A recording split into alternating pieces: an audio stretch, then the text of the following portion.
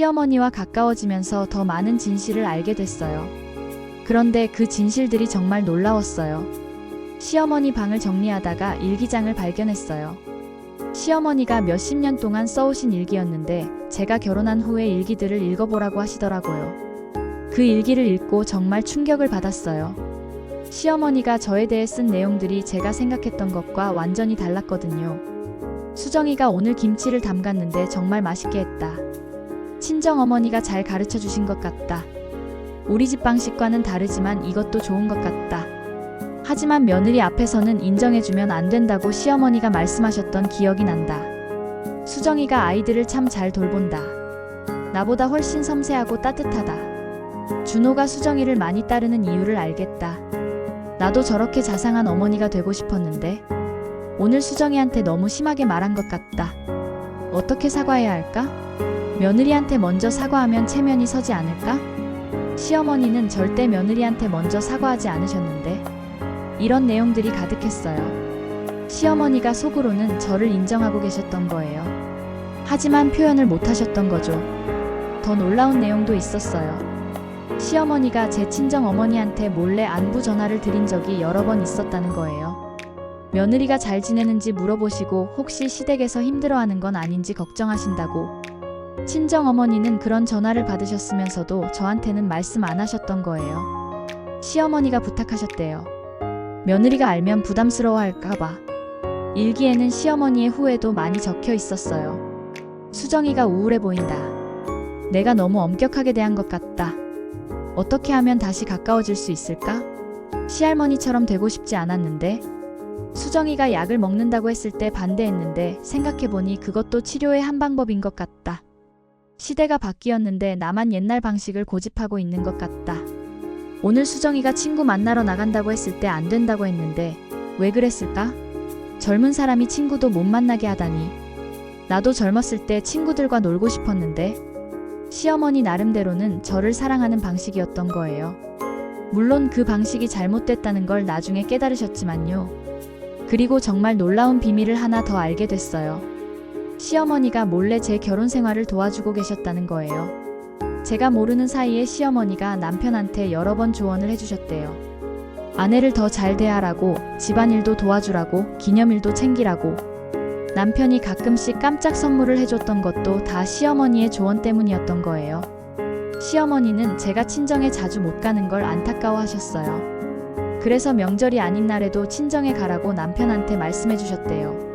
시어머니 입에서 그런 말이 나올 줄은 정말 몰랐어요. 더욱 놀라운 건 시어머니가 몇 년 전부터 제 이름으로 적금을 넣어두고 계셨다는 거였어요. 아이들 교육비를 위해서라고 하시면서 그 금액이 무려 3억 원이나 됐어요.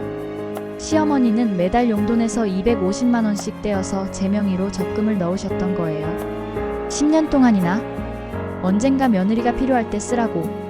하지만 어떻게 주어야 할지 몰라서 계속 미뤄왔다고 하셨어요. 시어머니가 매달 250만 원을 어떻게 모으셨는지 궁금했는데 나중에 알고 보니 시어머니가 몰래 부동산 투자를 하고 계셨던 거예요.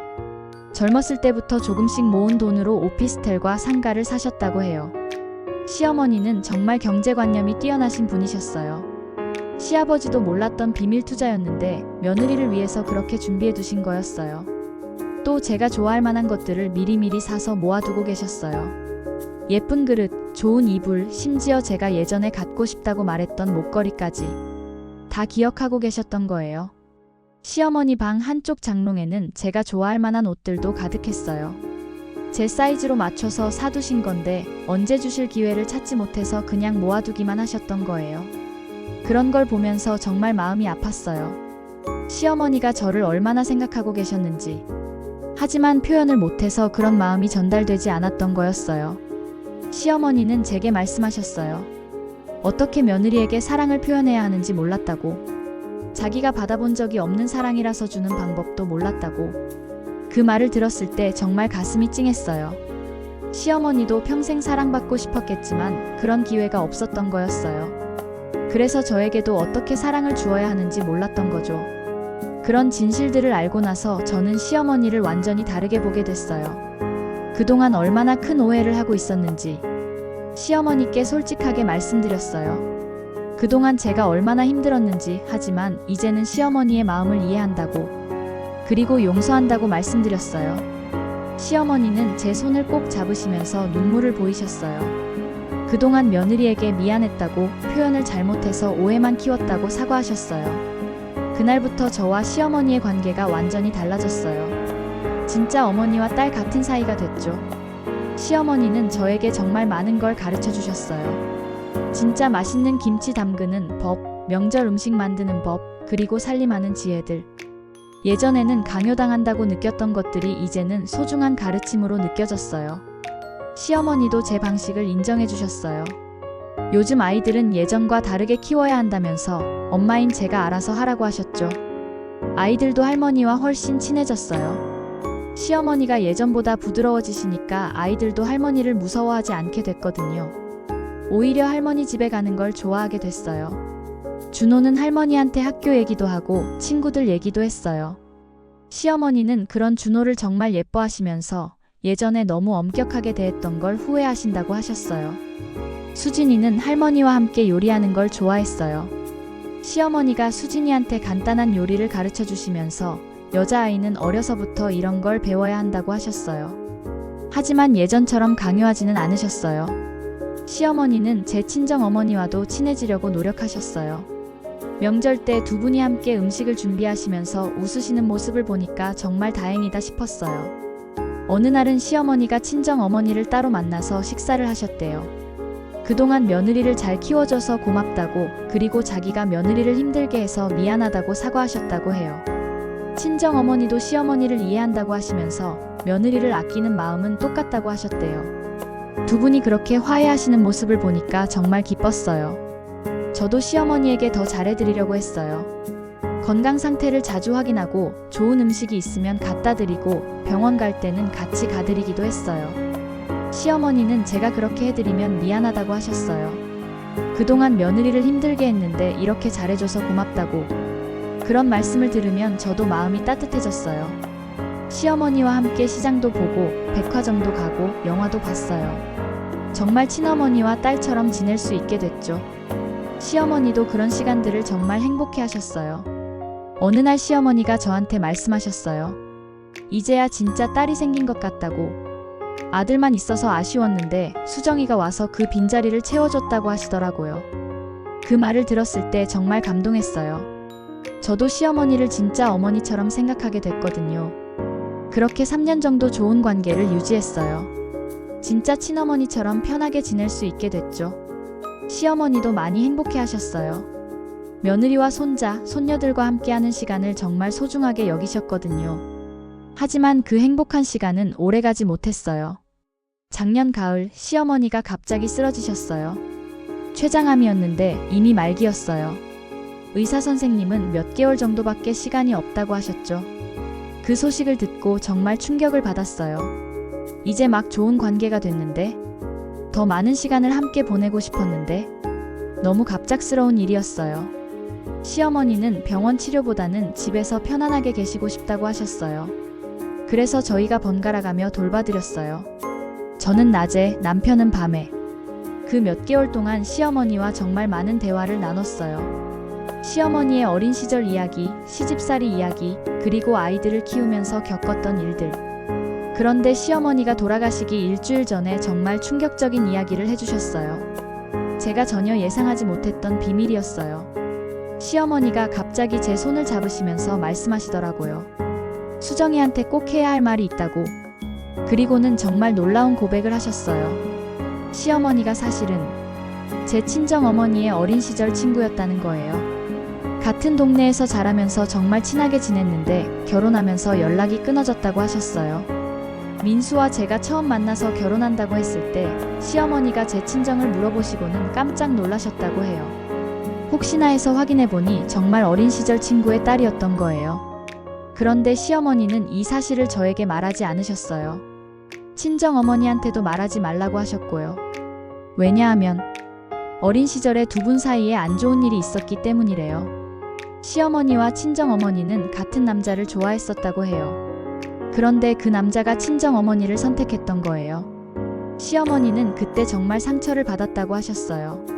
하지만 결국 친정어머니는 그 남자와 결혼하지 않았어요. 다른 사람, 즉 제 친정아버지와 결혼하셨죠. 시어머니도 시아버지와 결혼하시고요. 시어머니는 오랫동안 친정어머니를 원망했었다고 해요. 하지만 제가 며느리로 들어오면서 그 원망이 조금씩 풀렸다고 하셨어요.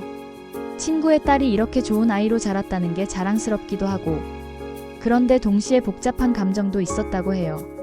친정어머니에 대한 질투, 그리고 저에게 엄격하게 대해야 한다는 강박. 그런 것들이 뒤섞여서 더 까다롭게 굴었던 거라고 하셨어요. 이 얘기를 들었을 때 정말 놀랐어요. 그런 사연이 있었다니. 시어머니가 저에게 복잡한 감정을 가지셨을 만도 하다 싶었어요.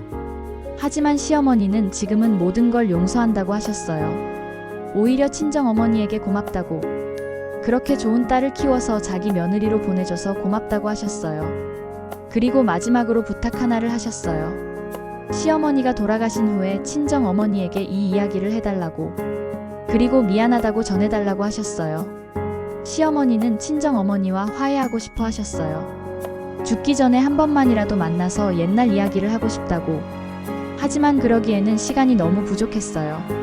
시어머니의 마지막 며칠은 정말 평온했어요. 저와 남편, 그리고 아이들이 돌아가면서 곁에 있어 드렸어요. 시어머니는 아무 원망도 없이 편안해 보이셨어요. 그해 겨울, 시어머니는 편안하게 돌아가셨어요. 마지막 순간까지 저와 남편, 그리고 아이들을 보시면서 미소를 지으셨어요. 시어머니의 마지막 말씀은 제게 고맙다는 것이었어요. 진짜 딸처럼 대해줘서, 그리고 마지막까지 곁에 있어줘서 고맙다고. 시어머니 장례식을 치르면서 정말 많이 울었어요. 슬프기도 했지만 후회도 많이 됐어요. 진작 이렇게 가까워질 수 있었는데 왜 그렇게 오랜 시간을 갈등하며 보냈을까? 장례식에 친정어머니도 오셨어요. 시어머니의 부탁대로 모든 이야기를 말씀드렸더니 친정어머니도 정말 놀라셨어요. 그리고 눈물을 많이 보이셨죠. 친정어머니는 시어머니에게 미안했다고 하셨어요. 어린 시절에 상처를 줘서, 그리고 그 후로 연락을 끊어서, 만약 알았다면 진작에 연락을 했을 거라고 하셨어요. 장례식이 끝나고 며칠 후 변호사 선생님으로부터 연락이 왔어요. 시어머니가 유언장을 남기셨다는 거였어요. 유언장을 읽고 또 한 번 놀랐어요. 시어머니가 저에게 정말 많은 것들을 남겨주셨거든요. 우선 시어머니의 모든 보석과 귀금속을 저에게 주신다고 하셨어요. 그리고 시댁집도 제 명의로 해주신다고. 남편보다 제가 먼저 나와 있었어요. 더 놀라운 건 시어머니가 몰래 제 이름으로 보험을 들어두셨다는 거였어요. 5년 전부터 매달 보험료를 내셨는데 그 수익자가 저였던 거예요. 금액이 1억 원이나 됐어요. 유언장에는 시어머니의 마지막 메시지도 적혀 있었어요. 수정아, 그동안 정말 미안했다. 시어머니가 무엇인지도 모르고 너를 힘들게 했구나.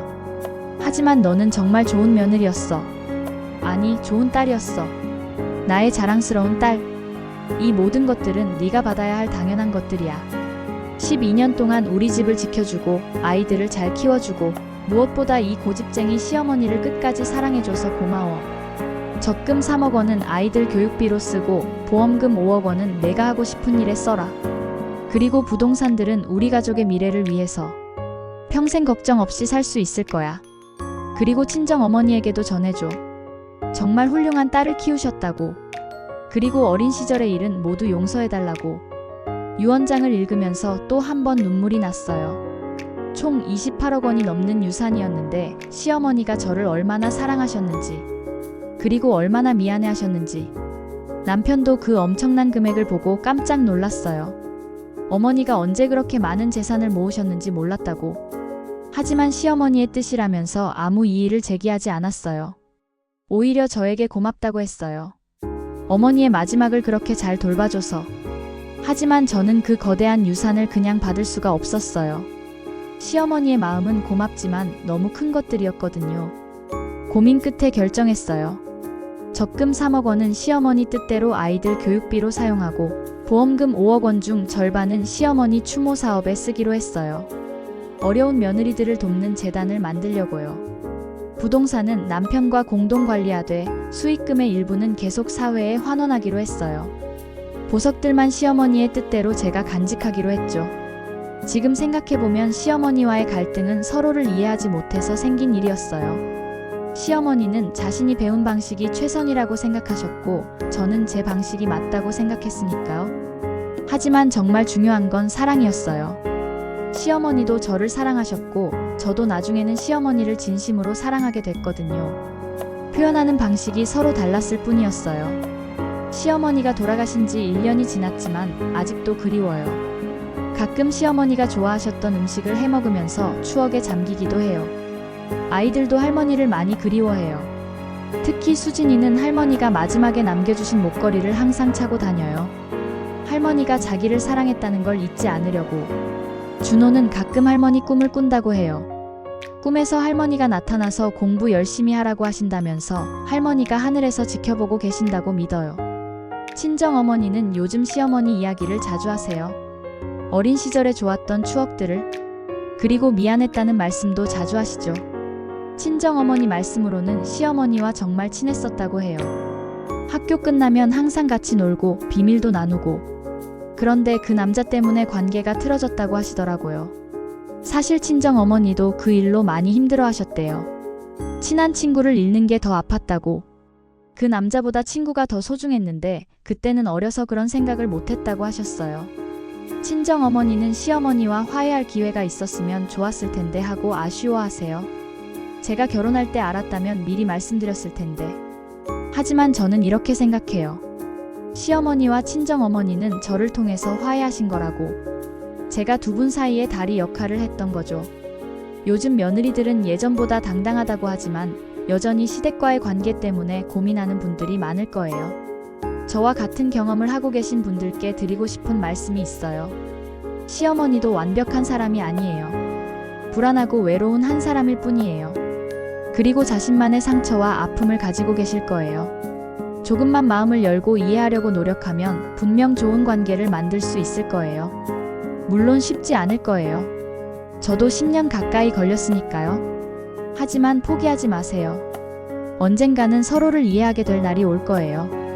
그리고 무엇보다 중요한 건 시간이 얼마 남지 않을 수도 있다는 거예요. 저처럼 후회하지 마시고 지금부터라도 조금씩 다가가 보세요. 시어머니의 까다로운 간섭이 사실은 사랑의 표현일 수도 있어요. 서툴고 어색한 방식이지만 그 안에 숨겨진 진심을 찾아보세요. 제가 시어머니와 화해할 수 있었던 건 시아버지가 돌아가신 후였어요. 하지만 여러분은 저보다 더 일찍 그 진심을 발견하셨으면 좋겠어요. 때로는 시어머니의 과거를 이해해보세요. 그분들도 며느리 시절이 있었고 아마 저희보다 더 힘든 시절을 보내셨을 거예요. 그런 경험이 며느리를 대하는 방식에 영향을 줄 수 있거든요. 그리고 시어머니도 늙어가는 한 사람이라는 걸 기억하세요. 외로움과 불안함을 느끼실 거예요.